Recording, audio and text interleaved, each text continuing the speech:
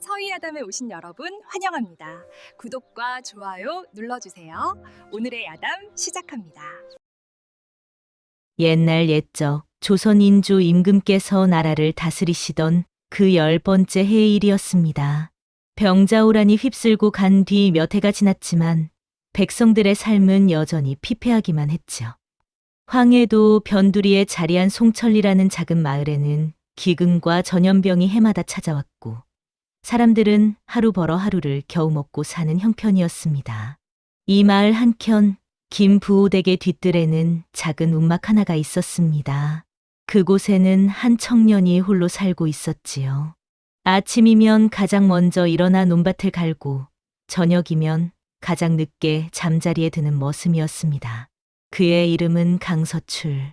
본디 양반 집안의 자손이었으나 전란으로 집안이 뿌리째 뽑혀나가면서 이제는 한낱 머슴으로 하루하루를 견디고 있었습니다. 23세 청년이었지만 가진 것이라곤 몸뚱이 하나뿐이었지요. 서출은 말이 적었습니다. 하지만 한 번 맡은 일은 끝까지 해내는 성실함으로 마을에서 미움받지는 않았습니다. 다만 그에게는 한 가지 고민이 있었지요. 23이나 되도록 장가를 들지 못했다는 것이었습니다. 머슴 강서출은 해쓱한 얼굴에 거친 손이었지만 체격만큼은 또래의 누구보다 단단했습니다. 매일같이 논밭을 갈고 지게에 짐을 지다 보니 자연스레 몸이 다져진 것이지요. 무엇보다 그의 눈빛은 맑고 깊어서 마을 사람들은 양반의 후손임을 알 수 있었습니다. 김부호댁에는 규수 연희가 있었습니다. 21살의 처녀로 서출이 마당을 쓸 때면 문틈으로 슬며시 바라보곤 했지요. 하지만 양반댁 규수와 머슴 사이에 무슨 인연이 있을 수 있겠습니까? 마을에는 무녀 묘령도 있었습니다. 사람의 사주를 보는 그녀는 언젠가 서출을 보고는 말했지요. 저 청년의 사주가 심상치 않구나. 천하게 태어났으되 귀하게 될 상이로다. 그런가 하면 서출을 늘 견제하는 자도 있었습니다. 박생원이라 불리는 사내였지요. 마을 호족의 머슴 우두머리로 서출이 칭찬받을 때면 속으로 이를 갈았습니다. 그러던 어느 날 마을에 한 거지 처녀가 나타났습니다. 남루한 옷에 먼지투성이 얼굴이었지만 그녀의 말투와 눈빛에는 묘하게도 기품이 서려 있었지요. 5일장이 서는 날이었습니다. 서출은 주인댁 심부름으로 장터에 나갔다가 우물가에서 한 처녀가 쓰러져 있는 것을 발견했지요. 남루한 옷에 해진 집신을 신은 거지 처녀였습니다. 서출은 바가지에 물을 떠서 처녀의 입가에 가져다 댔습니다.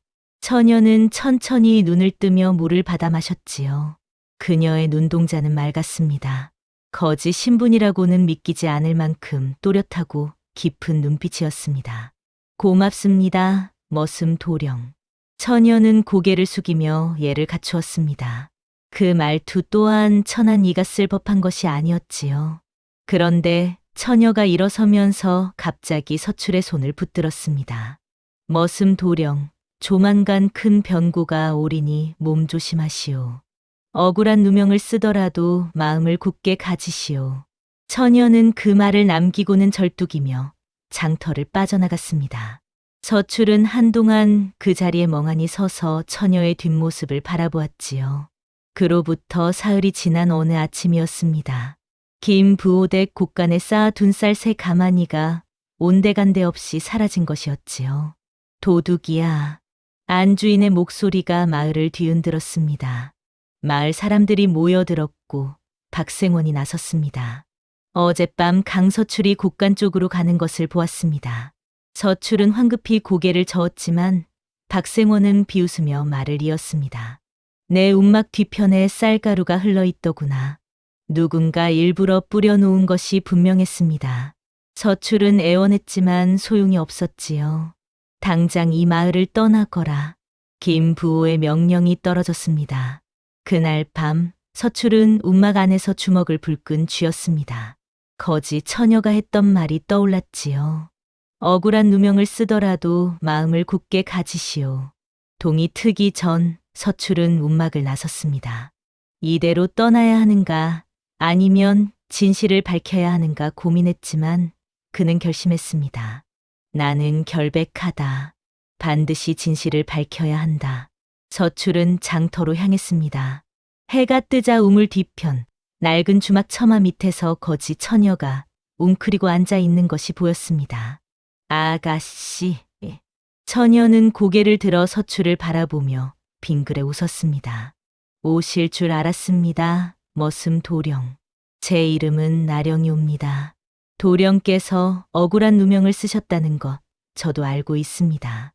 저를 따라오시겠습니까? 서출은 잠시 망설였지만 다른 선택지가 없었습니다. 좋소. 믿어보겠소. 나령은 서출을 이끌고 산길로 접어들었습니다. 그것은 서출의 운명이 완전히 바뀌는 첫 걸음이었습니다. 산길을 한참 오르자 숲 깊은 곳에 낡은 움막이 나타났습니다. 움막 안은 생각보다 깨끗했고 한편에는 낡은 책들이 가지런히 쌓여 있었지요. 아가씨는 글을 아시오? 예, 어릴 적 배웠습니다. 나령은 풍수지리에 관한 책을 꺼내 보여주었습니다. 도령의 사주를 보건대 본디 귀한 집안에서 태어났으나 큰 화를 만나 천하게 살고 계십니다. 하지만 올해 안에 땅이 뒤집히고 인연이 열릴 것입니다. 서출은 반신반의했습니다. 하지만 나령의 눈빛은 진지했지요. 보름만 기다리십시오. 보름이 지나면 모든 것이 드러날 것입니다. 그동안 저와 함께 이곳에 머무르십시오. 그날부터 서출은 산속 움막에서 나령과 함께 지내게 되었습니다. 나령은 매일 서출에게 풍수의 원리와 사주팔자의 이치를 가르쳤지요. 나흘째 되는 밤, 숲속에서 으르렁거리는 소리가 들려왔습니다. 일이 때였습니다. 아가씨는 움막으로, 서출은 타오르는 장작을 집어들고 이리떼와 맞섰습니다. 나령도 나무 몽둥이를 휘두르며 도왔지요. 얼마 지나지 않아 이리떼가 물러갔고 서출은 그대로 무릎을 꿇었습니다. 도령, 괜찮으십니까? 나령이 급히 서출을 부축했습니다. 그날 밤 두 사람 사이의 신뢰는 한층 더 깊어졌습니다. 며칠 뒤 서출은 움막 안의 책들을 유심히 살펴보았습니다. 모두 깊은 학식이 없으면 읽을 수 없는 책들이었고 여백에는 나령의 단정한 필체가 빼곡했습니다. 아가씨는 양반가의 교수셨단 말이오? 나령은 긴 침묵 끝에 대답했습니다. 예, 하지만 그것도 옛날 일입니다. 지금은 아무것도 아닌 거지일 뿐이지요. 서출은 더 이상 캐묻지 않았습니다. 하지만 나령이 단순한 거지 처녀가 아니라는 것을 확실히 깨달았지요. 보름이 가까워질수록 서출과 나령은 함께 보내는 시간이 늘어났습니다. 어느 날 저녁 갑자기 비가 내리기 시작했습니다. 나령이 떨고 있는 것을 본 서출은 자신의 겉옷을 벗어 나령의 어깨에 걸쳐 주었습니다. 아가씨, 춥지 않소? 나령은 겉옷을 꼭 끌어안으며 고개를 숙였습니다. 하지만 나령은 곧 마음을 다잡았습니다. 도령, 저는 도령 곁에 서 있을 자격이 없습니다. 저는 거지입니다. 서출은 나령의 손을 잡았습니다. 신분이 무엇이오? 중요한 것은 마음 아니겠소? 나령은 눈물을 글썽이며 고개를 돌렸습니다. 그녀에게는 말할 수 없는 비밀이 있었습니다. 자신의 정체를 밝히면 서출이 위험에 처할지도 모른다는 두려움이었지요. 두 사람은 서로를 향한 마음을 알면서도 그것을 말로 표현하지 못했습니다. 가슴 속에서 싹튼 감정은 점점 자라나고 있었지만 신분도 없고 가진 것도 없는 처지에서 사랑을 말한다는 것은 사치처럼 느껴졌습니다. 보름째 되는 날 아침이 밝았습니다. 오늘 마을로 돌아가셔야 합니다. 오늘 마을에서 큰 일이 벌어질 것입니다. 나령의 목소리는 침착했지만 떨리는 기색이 있었습니다. 약속해 주십시오. 오늘 일이 끝나면 다시 이곳으로 돌아와 주십시오. 제게 할 말이 있습니다. 서출이 마을에 도착하자 뜻밖의 광경이 펼쳐졌습니다. 김 부호댁 앞마당에 마을 사람들이 모여 있었고 한복판에는 김 부호의 둘째 아들이 무릎을 꿇고 있었습니다. 내가 어찌 감히 집안의 곡식을 훔쳐 팔았느냐. 무녀 묘령이 앞으로 나섰습니다. 둘째 도령께서는 기생집에 빠져 빚을 지셨고 그것을 갚기 위해 곳간의 쌀을 훔쳐 팔았습니다. 그리고 그 누명을 강서출에게 뒤집어 씌웠지요. 용서하십시오, 아버님. 둘째 아들이 무릎을 꿇었습니다. 김부호는 서출 앞으로 다가와 깊이 고개를 숙였지요. 서출아, 미안하다. 해가 기울 무렵 서출은 다시 산으로 향했습니다.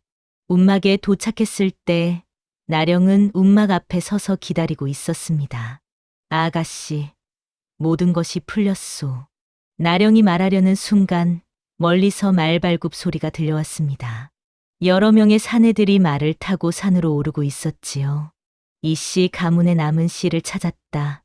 전현이다. 사내들이 칼을 뽑으며 다가왔습니다. 서출이 숲속에서 뛰쳐나왔습니다.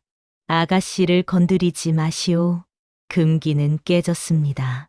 이제 서출과 나령은 함께 생사를 건 싸움을 시작해야 했습니다. 격렬한 싸움 끝에 나령이 외쳤습니다.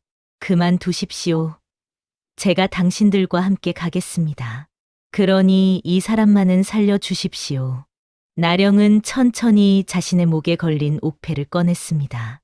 제 본명은 이나령입니다. 선조 때 대우군을 지내신 이공의 손녀입니다. 하지만 3년 전 저희 집안이 영모 혐의로 몰려 멸문을 당했습니다. 나령의 목소리가 떨렸습니다. 모두 김부의 일가가 꾸민 음모였습니다. 저희 집안의 땅을 빼앗기 위해 거짓 증거를 만들어 영모로 몰아넣은 것입니다. 그래서 저는 복수를 계획했습니다. 나령은 서출을 바라보았습니다. 눈물이 뺨을 타고 흘러내렸지요. 도령을 이용하려 했습니다. 하지만 함께 지내면서 저는 깨달았습니다. 도령은 진심으로 선한 분이시고 저를 지켜주시는 분이라는 것을. 죄송합니다, 도령. 서출은 천천히 입을 열었습니다. 아가씨께서 저를 이용하셨다 해도 아가씨는 제 목숨을 구해주셨소. 한 가지만 묻고 싶소. 아가씨께서 저를 향한 마음이라고 하신 그것이 진심이었소? 예, 진심입니다. 서출은 피투성이가 된 몸으로 나령 앞에 섰습니다. 그렇다면 됐소. 나는 아가씨를 지키겠소. 그때 관아의 포교와 포졸들이 몰려왔습니다. 무녀 묘령도 함께 있었지요. 이 자들은 불법으로 사람을 해치려 한 역적의 무리들이다. 사내들이 포졸들에게 잡혀갔습니다. 묘령이 서출과 나령에게 다가왔습니다. 나령 아가씨의 사연을 듣고 관아에 알렸습니다. 이씨 가문은 억울하게 영모로 물렸던 것이 밝혀졌습니다.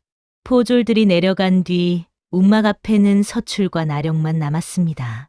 서출은 피투성이가 된 몸으로 비틀거리며 나무에 기대섰습니다. 나령이 부축하려 했지만 서출은 손을 뿌리쳤습니다. 잠시 혼자 있고 싶소. 서출의 목소리는 차갑게 식어 있었습니다.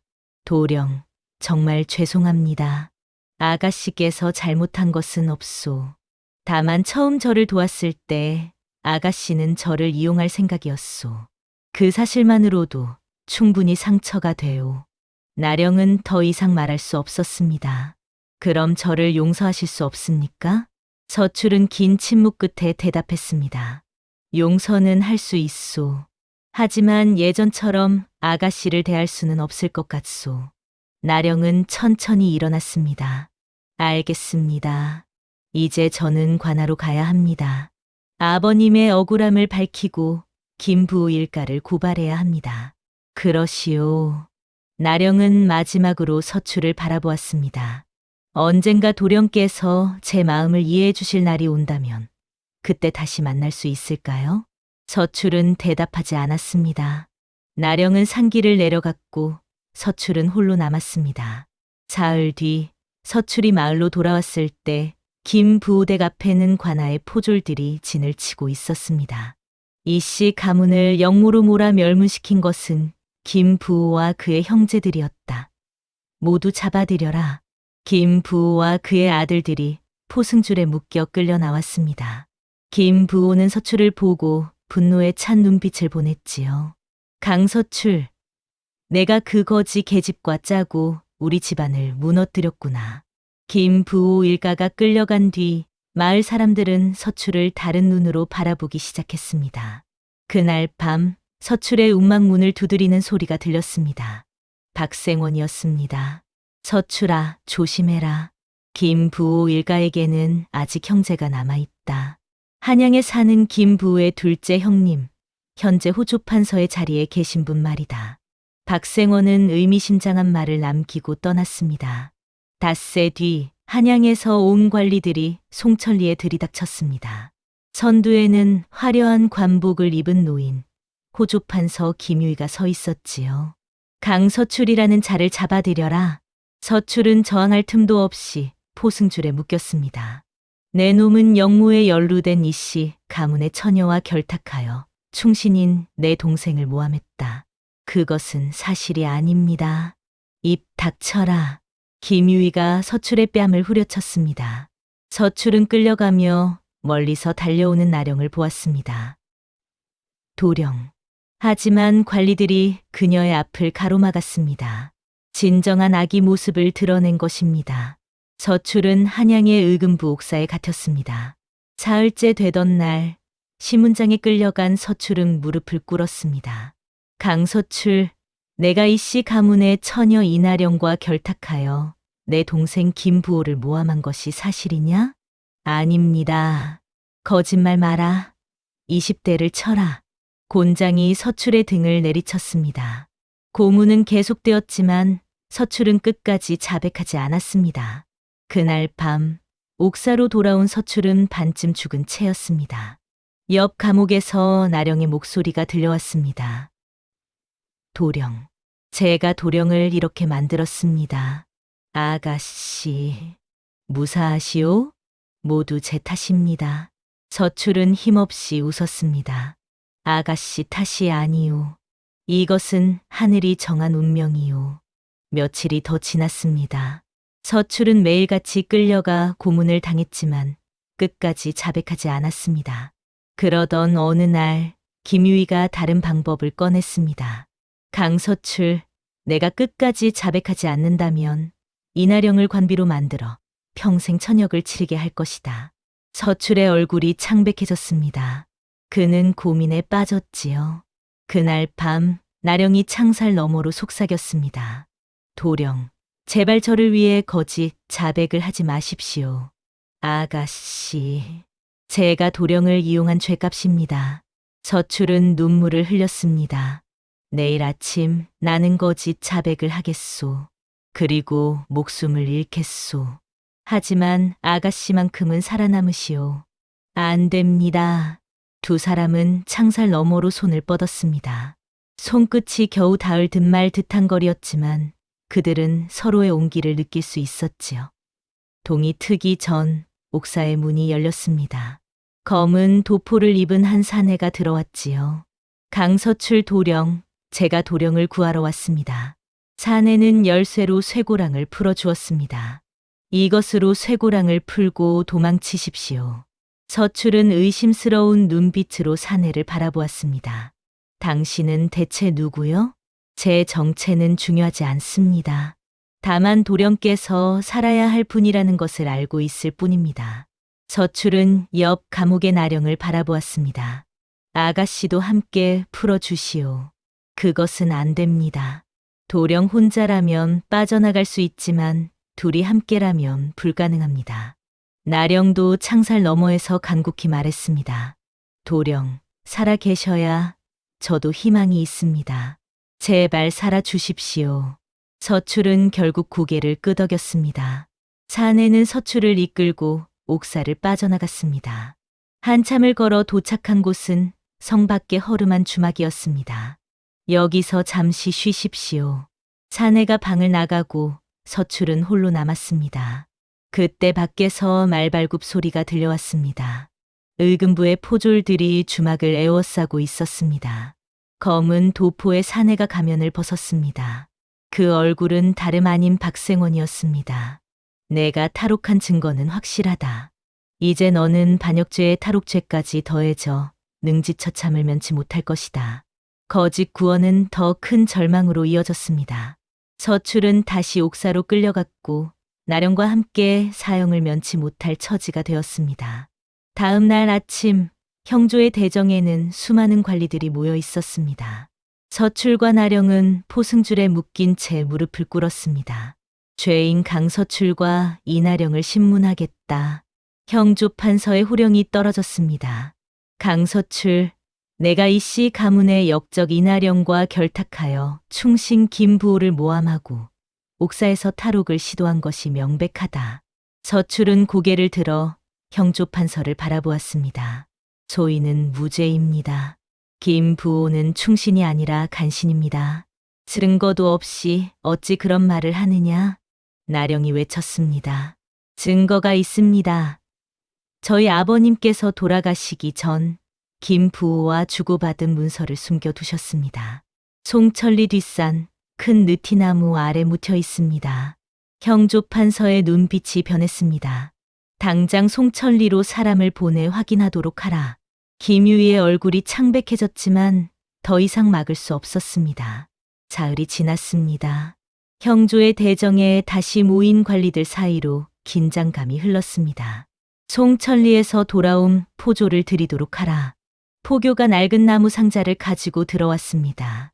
형조 판서는 조심스럽게 상자를 열었고 안에서 여러 장의 문서를 꺼냈지요. 판서의 얼굴이 점점 굳어졌습니다. 호조 판서 김유애, 이 문서에는 그대의 동생 김부호가 이씨 가문의 땅 문서를 위조하고 관할 관리들을 매수하여 이씨 가문을 영모로 몰아넣은 모든 증거가 담겨 있소. 김유희는 말문이 막혔습니다. 김유애, 너는 동생의 죄를 숨기고 무고한 사람들을 모함했다. 당장 관직을 박탈하고 옥에 가두도록 하라. 형조 판서는 서출과 나령을 향해 고개를 숙였습니다. 강서출과 이나령, 그대들의 억울함이 밝혀졌소. 즉시 석방하겠소. 서출과 나령의 쇠고랑이 풀렸습니다. 절체절명의 순간 하늘이 그들을 버리지 않았습니다. 가장 어두운 밤이 지나고 드디어 새벽이 밝아오고 있었습니다. 석방된 서출과 나령은 형조 앞마당에 서 있었습니다. 햇살이 따스하게 두 사람을 비추었습니다. 형조 판서가 나와 두 사람을 불렀습니다. 그대들이 겪은 고초를 생각하면 참으로 송구스럽소. 이나령, 그대의 아버지 이공의 명예를 회복하기로 했소. 이씨 가문에 빼앗겼던 모든 재산과 땅을 돌려주고 추가로 보상을 하기로 결정했소. 감사합니다, 판서 어른. 그리고 강서출, 그대는 의로움을 잃지 않고 진실을 지켰소. 조정에서는 그대에게 종육품 참봉의 벼슬을 내리고 송천리의 토지 100마지기도 함께 하사하셨소. 서출은 믿을 수 없다는 표정으로 교지를 받아들었습니다. 문득 나령이 했던 말이 떠올랐습니다. 도령께서는 낮은 곳에서 높은 곳으로 오르실 운명입니다. 그 예언이 현실이 된 것입니다. 두 사람이 형조를 나왔을 때 밖에서는 무녀 묘령이 기다리고 있었습니다. 두 분 축하드립니다. 사실 제가 도움을 준 것이 있습니다. 김유희가 사람을 보내 문서를 없애려 했습니다. 하지만 제가 먼저 송천리에 가서 문서를 다른 곳에 옮겨두었지요. 그리고 형조의 포졸들이 올 때 다시 원래 자리에 갖다 놓았습니다. 서출과 나령은 놀라움을 감추지 못했습니다. 제가 처음 서출 도령의 사주를 보았을 때부터 알았습니다. 도령께서는 큰 시련을 겪지만 반드시 그것을 이겨내고 귀하게 될 상이라는 것을 말이지요. 묘령은 의미심장한 눈빛으로 두 사람을 바라보았습니다. 두 분의 인연은 우연이 아닙니다. 하늘이 정해준 인연이지요. 함께 고난을 겪고 함께 이겨냈으니 이제는 함께 복을 누리셔야 합니다. 서출과 나령은 서로를 바라보았습니다. 오랜 시간 동안 쌓였던 오해와 상처가 조금씩 녹아내리는 것을 느낄 수 있었죠. 아가씨, 제가 먼저 말하겠소. 아가씨께서 처음에 저를 이용하려 하셨던 것 이해합니다. 이제는 함께 앞으로 나아가야 할 때가 아니겠소? 나령은 서출의 가슴에 얼굴을 묻으며 울음을 터뜨렸습니다. 서출은 조용히 나령의 등을 어루만졌습니다. 모든 복선이 회수되었습니다. 나령의 사주 예언, 아버지가 숨겨둔 문서, 묘령의 도움, 그리고 두 사람의 운명적 인연까지 모든 것이 하나로 엮여 진실을 밝혀낸 것입니다. 보름 뒤 한양 저작거리에는 수많은 백성들이 모여들었습니다. 김유희와 김부호 일가의 형이 집행되는 날이었습니다. 서출과 나령도 그 자리에 있었습니다. 곧 수레에 실린 죄인들이 형장으로 끌려왔지요. 형리가 죄목을 낭독하기 시작했습니다. 죄인 김유희는 동생 김부호의 죄를 숨기고 무고한 백성을 모함하였으며 권력을 남용하여 증거를 조작하려 했다. 차명에 처한다.